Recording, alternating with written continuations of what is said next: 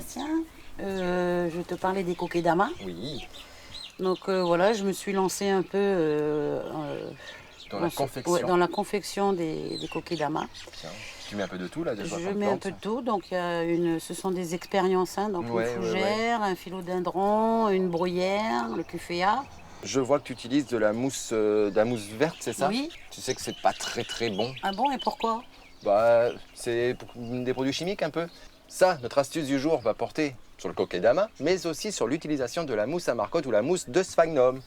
Donc tu vois ici, là sur ton aorcia, tu as utilisé de la mousse blanche. Oui, Ça, c'est la mousse naturelle. d'accord. Il faut savoir que cette mousse-là, elle est récoltée dans des tourbières en Nouvelle-Zélande ou au Chili.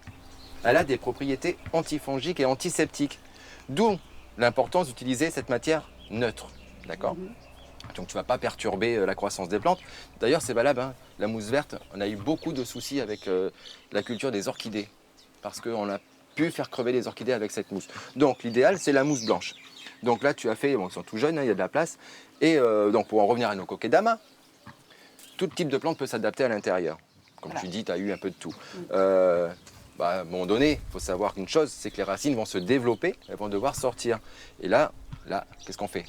Bah exactement, justement, Sébastien, parce Voilà. que voilà, donc j'ai sorti un kokedama de mon salon. Mhm. Qu'est-ce que tu me conseilles? Comment est-ce que je peux Eh bien, arranger, le développer? voilà, sans y toucher, ce que tu peux faire, c'est de rajouter une couche d'argile ou de terre un peu argileuse autour et remettre cette couche de mousse, blanche de préférence, et de reficeler comme tu l'as fait sur ces pieds-là, pour laisser la place aux racines de se développer.